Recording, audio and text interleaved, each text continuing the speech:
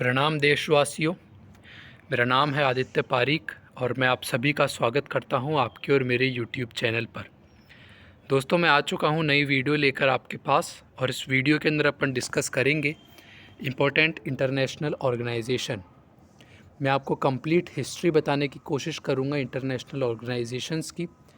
वो कब फाउंड हुए थे, किस ईयर में उनको फाउंड किया गया था, किसने उनको फाउंड किया था, कभी अभी कौन उनके डायरेक्टर जनरल है। Complete history, complete detailed information में अपन चर्चा करेंगे। मैं आपसे बस इतना सा चाहता हूँ कि आप प्लीज़ इस चैनल को ज़्यादा से ज़्यादा शेयर करें एंड अगर आप पहली बार इस चैनल पर आए हैं तो चैनल को सब्सक्राइब ज़रूर कर लें, क्योंकि इस चैनल के ऊपर डेली आप कुछ ना कुछ नया सीखेंगे ही। दोस्तों, ये जो इंटरनेशनल ऑर्गेनाइजेशंस है ये आपके अलग अलग एग्ज़ाम्स के लिए रेलेवेंट हो सकते हैं, like UPSC, SSC, state PCS. अगर आप किसी भी एग्ज़ाम की तैयारी कर रहे हैं तो भी ये इम्पोर्टेंट आपके लिए हो सकते हैं, या अगर आप एक आम नागरिक हैं तो भी आपके लिए ज़रूरी हो सकता है। तो चलिए शुरू से शुरू करते हैं। दोस्तों, सबसे पहला ऑर्गेनाइजेशन जो है वो है WHO। यहाँ पर आप जिसका लोगो देख रहे हैं यही है दोस्तों WHO। WHO की जो फुल फॉर्म होती है वो होती है वर्ल्ड हेल्थ ऑर्गेनाइजेशन। 1948 के अंदर ये इस्टेब्लिश हुआ था एंड WHO जो है वो UNO की एक स्पेशलाइज्ड एजेंसी है। जैसे UNO की अलग अलग एजेंसीज़ है, सेम इसी तरीके से ही WHO भी एक UNO की एजेंसी है। WHO का जो हेडक्वार्टर है वो लोकेटेड है जिनेवा, स्विट्ज़रलैंड के अंदर। टोटल 194 मेंबर नेशंस जो है वो WHO के पार्ट है। WHO का दोस्तों 150 कंट्रीज़ के अंदर इसका ऑफिस है और 6 इसके रीजनल ऑफिस है। आपको पता होना चाहिए कि 7 अप्रैल को अपन जो है वर्ल्ड हेल्थ डे भी सेलिब्रेट करते हैं। 7 अप्रैल को अपन वर्ल्ड हेल्थ डे इसलिए मनाते हैं क्योंकि 7 अप्रैल 1948 को ही WHO इस्टेब्लिश हुआ था। तो जिस दिन WHO इस्टेब्लिश हुआ उसी दिन ही जो है वर्ल्ड हेल्थ डे डिक्लेयर कर दिया गया। सॉरी, करंटली अभी जो WHO के डायरेक्टर जनरल है वो है टेड्रोस एधेनॉन। तो दोस्तों, नेक्स्ट ऑर्गेनाइजेशन जो आप देख रहे हैं ये है basically WTO, world trade organisation. यहाँ पर जिसका लोगो आप देख रहे हैं यही है दोस्तों world trade organisation. World trade organisation का बेसिकली मेन काम ये होता है कि जब दो कंट्रीज़ या दो से ज़्यादा कंट्रीज़ के बीच में जब ट्रेड होता है तो उन्हीं ट्रेड के रूल्स और रेगुलेशंस को डिसाइड करता है दोस्तों वर्ल्ड ट्रेड ऑर्गेनाइजेशन या फिर WTO। WTO के अंदर टोटल 164 मेंबर कंट्रीज़ हैं, इंक्लूडिंग यूरोपियन यूनियन। यहाँ ध्यान रखिएगा, यहाँ से हो सकता है कि UPSC आपके साथ ट्रैप क्वेश्चन बना दे कि क्या यूरोपियन यूनियन को मिलाकर 164 मेंबर्स है। जी हाँ, 23 जो है इसके अंदर ऑब्जर्वर गवर्नमेंट है। दोस्तों, WTO से पहले जो बॉडी बनी थी वो बनी थी GATT, general agreement on tariff and trade, 1945 के अंदर। लेकिन दोस्तों 1995 के अंदर यही जो गेट है ये रिप्लेस करके हो जाता है WTO। करंटली इसका जो हेडक्वार्टर है वो है दोस्तों जिनेवा, स्विट्ज़रलैंड के अंदर एंड इसके जो डायरेक्टर जनरल है WTO के that is doctor Ngozi Okonjo. अगला जो इंटरनेशनल ऑर्गेनाइजेशन है दैट इज़ IMF। IMF की फुल फॉर्म होती है दोस्तों इंटरनेशनल मॉनेटरी फंड। IMF का यहाँ पर आप लोगो भी देख सकते हैं, ये है दोस्तों लोगो IMF का। टोटल इसके अंदर 190 कंट्रीज़ है। IMF दोस्तों एक कॉन्फ्रेंस हुई थी ब्रेटन वुड्स कॉन्फ्रेंस 1944 के अंदर और इसी ब्रेटन वुड्स कॉन्फ्रेंस के बाद ही IMF एक ऑर्गेनाइजेशन बना। दोस्तों, अगर मैं इसके ऑब्जेक्टिव्स की बात करूं तो इसका पहला मेन ऑब्जेक्टिव है कि ग्लोबल मॉनेटरी कोऑपरेशन करना, यानी अगर किसी भी देश के अंदर पैसों की तंगी आ रही है, पैसों की कमी आ रही है, या अगर वो फाइनेंशियली अनस्टेबल है अगर वो देश लाइक श्रीलंका, तो IMF जो है दोस्तों लोन प्रोवाइड करता है। सिक्योर फाइनेंशियल स्टेबिलिटी मैं आपको बता ही चुका हूँ। Help in the international trade, promote high employment and sustainable economic growth, reduce poverty around the world. इसका जो हेडक्वार्टर है दोस्तों वो लोकेटेड है वॉशिंगटन DC के अंदर USA में एंड IMF के अभी करंट चीफ जो है वो है क्रिस्टलिना जॉर्जिएवा। अगला जो इम्पोर्टेंट इंटरनेशनल ऑर्गेनाइजेशन है दैट इज़ यूनिसेफ। यहाँ पर आप जिसका लोगो देख रहे हैं यही है दोस्तों यूनिसेफ। यूनिसेफ की फुल फॉर्म होती है यूनाइटेड नेशन चिल्ड्रंस फंड। कई लोग इसको united nation international children's emergency fund भी कहते हैं, कुछ भी आप कह सकते हैं। वो पुराना फुल फॉर्म था, ये दोस्तों नई फुल फॉर्म है यूनाइटेड नेशन चिल्ड्रंस फंड।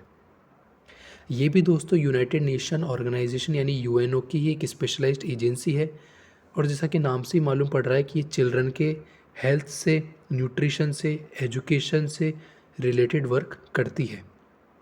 दोस्तों यूनिसेफ को क्रिएट किया गया था 1946 के अंदर, और पहले इसका नाम था international children's emergency fund ICEF। बाद में जाकर इसका नाम हो गया यूनिसेफ।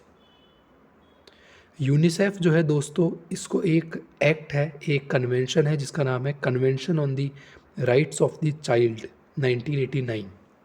इसके द्वारा दोस्तों ये गवर्न करी जाती है। यूनिसेफ को दोस्तों 1965 के अंदर नोबेल प्राइज़ भी मिला था पीस के अंदर।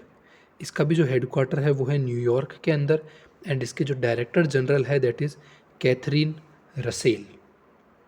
तो अभी तक अगर आपने इस चैनल को सब्सक्राइब नहीं किया है तो प्लीज़ जाकर चैनल को सब्सक्राइब ज़रूर करें, मुझे बहुत ही अच्छा लगेगा और मैं मोटिवेटेड रहूँगा। दोस्तों अगला जो इंटरनेशनल ऑर्गेनाइजेशन है आपके और मेरे सामने दैट इज़ यूनेस्को। यहाँ पर आप जिसका लोगो देख रहे हैं यही है दोस्तों यूनेस्को।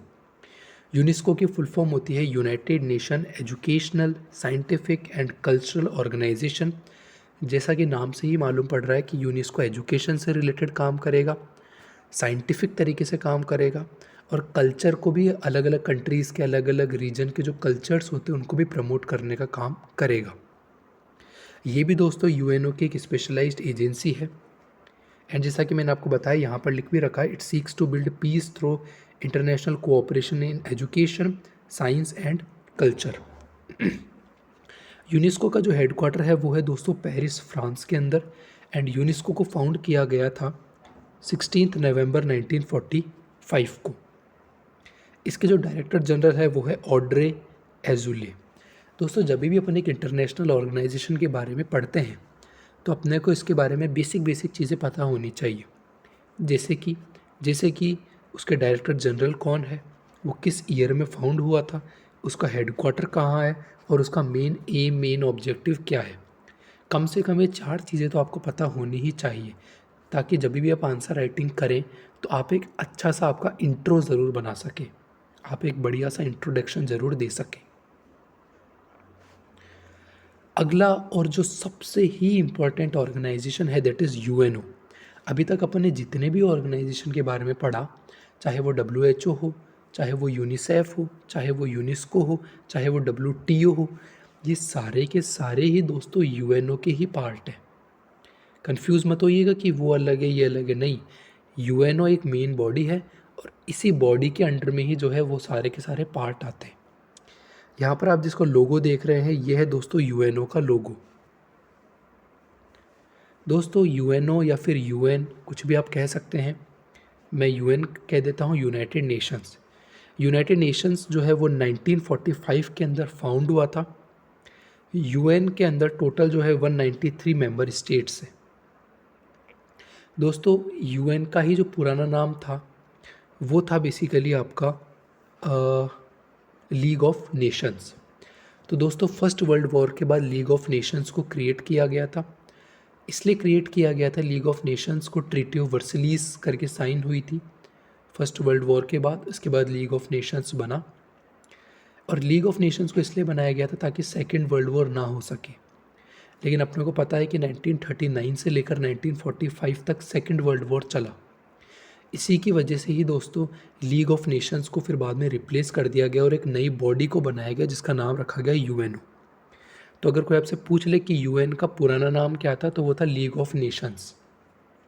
और लीग ऑफ नेशंस को जिस ट्रीटी के तहत बनाया गया था उस ट्रीटी का नाम था ट्रीटी ऑफ वर्सलीज।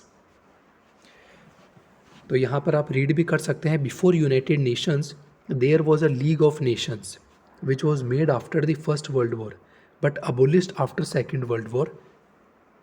दोस्तों ये जो नेम है यूनाइटेड नेशंस, इसको कॉइन किया है फ्रैंकलिन डी रूजवेल्ट ने, और ये जो है ये इसके मेन कंपोनेंट्स है यूनाइटेड नेशंस के। General assembly, security council, economic and social council, trusteeship council, international court of justice and secretariat. ये जो है दोस्तों मेन 6 कंपोनेंट्स है यूएन के। तो देखिए दोस्तों, कंपोनेंट्स यूएन के 6 है, ठीक है, और स्पेशलाइज्ड एजेंसी बहुत सारी है। अभी तक अपन ने जो पढ़े WHO, WTO, यूनेस्को, यूनिसेफ, वो सारी की सारी स्पेशलाइज्ड एजेंसीज़ है, और ये जो है इसके कंपोनेंट्स हैं। यूएनओ का जो हेडक्वार्टर है दोस्तों वो लोकेटेड है न्यूयॉर्क के अंदर, यूएसए में। अब अपन पढ़ लेते हैं वर्ल्ड बैंक के बारे में। दोस्तों, वर्ल्ड बैंक का जो पुराना नाम था वो था IBRD, international bank for reconstruction and development. ये भी दोस्तों जैसे ब्रेटन वुड्स कॉन्फ्रेंस साइन हुई थी 1944 के अंदर, और इसी ब्रेटन वुड्स कॉन्फ्रेंस के बाद 2 ऑर्गेनाइजेशन बने थे, पहला IMF, दूसरा IBRD। IBRD ही बाद में जाकर चेंज हो गया वर्ल्ड बैंक के अंदर। वर्ल्ड बैंक का हेडक्वार्टर है वॉशिंगटन DC के अंदर। करंटली जो प्रेसिडेंट है वर्ल्ड बैंक के वो है डेविड मालपास। दोस्तों, ये जो वर्ल्ड बैंक है, इसी वर्ल्ड बैंक के भी अलग अलग कंपोनेंट्स हैं। जैसे पहला है IBRD, international bank for reconstruction and development. दूसरा जो वर्ल्ड बैंक का कंपोनेंट है that is IDA, international development association. तीसरा जो है that is IFC, international finance corporation. चौथा है मीगा, मल्टीलेटरल इन्वेस्टमेंट गारंटी एजेंसी। पांचवा है ICSID, international centre for settlement of investment disputes. तो ये जो अपन ने 5 कंपोनेंट्स पढ़े, ये 5 कंपोनेंट्स वर्ल्ड बैंक के हैं। ध्यान रखिएगा, कंफ्यूज मत होइएगा IBRD क्या है, वर्ल्ड बैंक क्या है। IBRD ही पुराना नाम है वर्ल्ड बैंक का। ब्रेटन वुड्स कॉन्फ्रेंस साइन हुई थी, और इसी कॉन्फ्रेंस के बाद 2 ऑर्गेनाइजेशन बने थे, IMF और IBRD। आगे चलकर IBRD को रिप्लेस कर दिया गया वर्ल्ड बैंक के द्वारा। अगला और जो मोस्ट इम्पॉर्टेंट ऑर्गेनाइजेशन है दैट इज़ नाटो। यहाँ पर आप जिसका लोगो देख रहे हैं यही है दोस्तों नाटो। नाटो की फुल फॉर्म होती है नॉर्थ अटलांटिक ट्रीटी ऑर्गेनाइजेशन। ये एक मिलिट्री अलाइंस है। इसको इस्टेब्लिश किया गया था बाय दी वॉशिंगटन ट्रीटी, या जिसको अपन नॉर्थ अटलांटिक ट्रीटी भी कहते हैं, 1949 अप्रैल के अंदर। करंटली नाटो के अंदर दोस्तों 30 मेंबर स्टेट्स है, और अभी आपको पता है रशिया और यूक्रेन वॉर के बाद फिनलैंड और स्वीडन जो है वो भी डिमांड कर रहे हैं कि हम भी जो है नाटो के अंदर इन्वॉल्व होंगे। हेडक्वार्टर जो है नाटो का दोस्तों वो है ब्रसेल्स, बेल्जियम के अंदर। एंड नाटो का जो अलाइड कमांड ऑपरेशंस है इसका भी हेडक्वार्टर बेल्जियम के अंदर ही लोकेटेड है। करंटली सेक्रेटरी जनरल जो है नाटो के वो है जेंस स्टोलनबर्ग। तो ये जो है दोस्तों बेसिक इन्फॉर्मेशन है, ये आपको पता होनी ही चाहिए किसी भी ऑर्गेनाइजेशन के बारे में अगर आप पढ़ रहे हैं तो। और अगर आपको चैनल पर कुछ नया सीखने को मिला अभी तक तो प्लीज़ चैनल को सब्सक्राइब ज़रूर करें। अगला जो इम्पोर्टेंट ऑर्गेनाइजेशन है दोस्तों दैट इज़ सार्क। ये है दोस्तों लोगो सार्क का। सार्क की फुल फॉर्म होती है south Asian association for regional cooperation. SAARC जो है, सार्क चार्टर साइन हुआ था ढाका के अंदर 8 दिसंबर 1985 को। इसके बाद ही सार्क ऑर्गेनाइजेशन बना था। इसका हेडक्वार्टर है दोस्तों काठमांडू, नेपाल के अंदर। सार्क के अंदर टोटल 8 मेंबर स्टेट्स हैं। यहाँ पर इन 8 मेंबर स्टेट्स का नाम है अफ़गानिस्तान, बांग्लादेश, भूटान, इंडिया, मालदीव्स, नेपाल, पाकिस्तान। ये 8 मेंबर नेशंस हैं सार्क के। सार्क के जो डायरेक्टर जनरल है वो है इसीला वीराकून। आपकी मर्ज़ी, आप कैसे भी प्रोनाउंस कर दीजिए। इसीला रूवान वीराकून जो है अभी करंटली DG है सार्क के। अगला जो इम्पोर्टेंट बॉडी है that is Asian development bank. ये भी दोस्तों सेम लाइक IMF ही है। IMF बस पूरे वर्ल्ड के अंदर काम करता है, और ये एशियन डेवलपमेंट बैंक सिर्फ एशियन नेशंस के लिए ही काम करता है। यहाँ पर आप जिसका लोगो देख रहे हैं यही है दोस्तों एशियन डेवलपमेंट बैंक और ADB। इसको इस्टेब्लिश किया गया था 1966 के अंदर। इसके अंदर 68 मेंबर नेशंस है और इंडिया इसका जो है फाउंडिंग मेंबर है। एशियन डेवलपमेंट बैंक का इंडिया जो है फाउंडिंग मेंबर है दोस्तों, ध्यान रखिएगा, ये फैक्ट इंपॉर्टेंट हो सकता है। इसका एम है to promote social and economic development in Asia and Pacific region. Asian development bank का हेडक्वार्टर है मनीला, फिलीपींस के अंदर, और इसके जो डायरेक्टर जनरल है that is Woochong Um. अगली जो इंपॉर्टेंट बॉडी है ये है क्वाड। क्वाड के अंदर दोस्तों, क्वाड का मतलब होता है 4, तो इसके अंदर 4 डेमोक्रेसीज है, इंडिया, ऑस्ट्रेलिया, यूएसए और जापान। इन चारों का ही मेन ऑब्जेक्टिव ये है कि अपने को डेमोक्रेटिक नेशंस बनना है, डेमोक्रेसी को प्रमोट करना है, और अपने को जो एशिया पैसिफिक रीजन है उसके अंदर ट्रेड को इंक्रीज करना है। इसका मेन ऑब्जेक्टिव ये है कि जो इंडो पैसिफिक रीजन है उसके अंदर फ्री, ओपन और उसको प्रॉस्पेरस बनाना है। यहाँ आप जो रीजन देख रहे हैं दोस्तों, ये वाला जो रीजन है दोस्तों, यही है इंडो पैसिफिक रीजन। यहाँ आप देख सकते हैं, ये है अपना महादेश भारत, ये है जापान, ये है ऑस्ट्रेलिया और ये है अमेरिका। इन्हीं चारों का ग्रुप को कहते हैं क्वाड। और ये जो वाइट एरिया जहाँ मेरा कर्सर जा रहा है येलो कलर में, ये है दोस्तों इंडो पैसिफिक रीजन।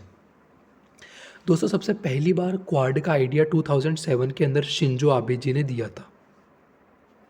और आपको पता होना चाहिए कि अभी कुछ दिनों पहले ही शिंजो आबे जी की गोली मारकर हत्या कर दी गई थी।